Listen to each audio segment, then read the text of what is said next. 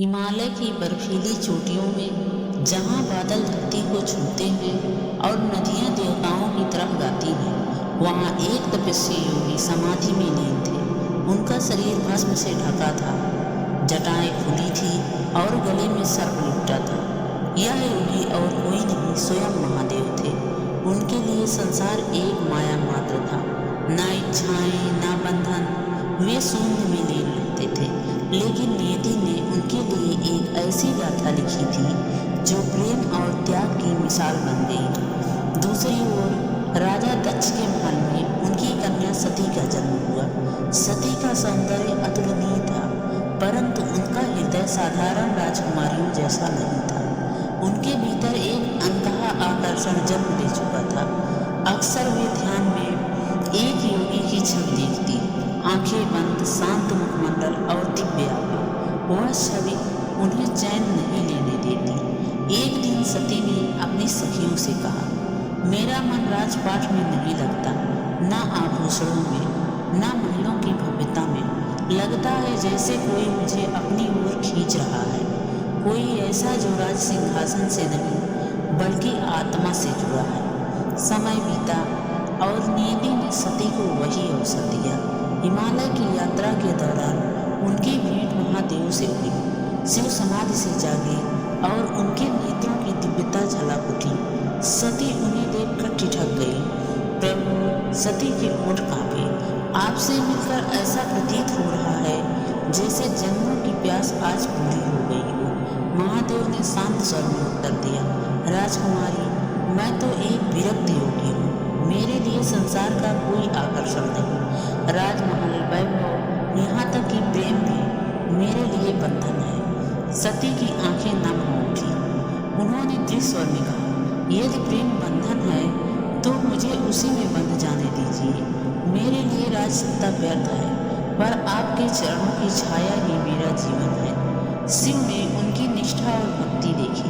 धीरे धीरे यह भक्ति प्रेम में बदल गई और अंततः देवताओं और ऋषियों की उपस्थिति में उनका विवाह हुआ। जब शिव और सती ने अग्नि के फेरे लिए तो आकाश से पुष्प वृष्टि होने लगी। यह विवाह संसार को यह दिखाने के लिए था कि सच्चा प्रेम आत्मा से होता है, देह या पद से नहीं। परंतु हर प्रेम कथा की तरह यह मार्ग भी सरल नहीं था। सती के पिता राजा दक्ष शिव को कभी स्वीकार नहीं कर पाए। वे उन्हें एक साधारण योगी मानते और तिरस्कार करते। समय आया जब दक्ष ने एक भव्य यज्ञ का आयोजन किया। सभी देवताओं और राजाओं को बुलाया गया, पर महादेव को नहीं। सती यह देखकर व्यथित हो उठी। उन्होंने पिता से प्रश्न किया, पिताश्री, आपने मेरे स्वामी को क्यों नहीं बुलाया? क्या आप नहीं जानते वही सृष्टि के पालनहार हैं? दक्ष ने घृणा से कहा, वह योगी, वह मेरे यज्ञ के योग्य नहीं। तुमने उस भस्मधारी को चुनकर हमारे राजवंश का अपमान किया। सती का हृदय विदीर्ण हो गया। आंसू उनकी आंखों में भर आए, पर स्वर दृढ़ रहा। पिताजी, आप जिसे कुछ समझते हैं वही ब्रह्मांड के स्वामी हैं। उनका अपमान सहना मेरे लिए असंभव है।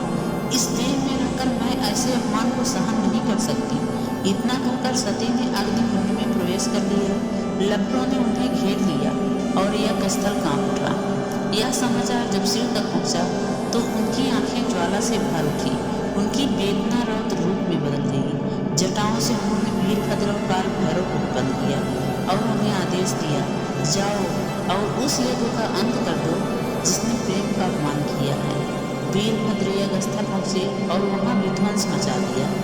दक्ष का यज्ञ भस्म हो गया। देवता भयभीत हो उठे। शिव स्वयं सती के दग्ध शरीर को गोद में उठाकर बैठ गए। उन्होंने करुणा भरे स्वर में कहा, सती, प्रेम ही मेरा जीवन था और वही मुझसे छीन लिया गया, पर तुम्हारा यह त्याग युगों युगों तक स्मरणीय रहेगा। शिव का वियोग असंभव था, किंतु प्रेम कभी समाप्त नहीं होता। सती ने पुनर्जन्म लिया पार्वती के रूप में और पुनः महादेव से मिली। इस प्रकार उनका प्रेम अमर हुआ, जो मृत्यु के पार भी जीवित रहा। आज भी हिमालय की चोटियाँ, मंदाकिनी की धारा और शिवालय की घंटियों की गूंज इस गाथा को दोहराती है। सच्चा प्रेम त्याग में है, आत्मा में है और वह कभी नहीं समाप्त होता।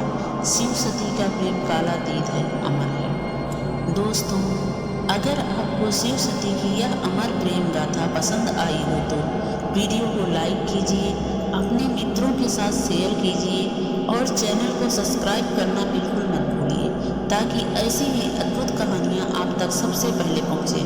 तो मिलते हैं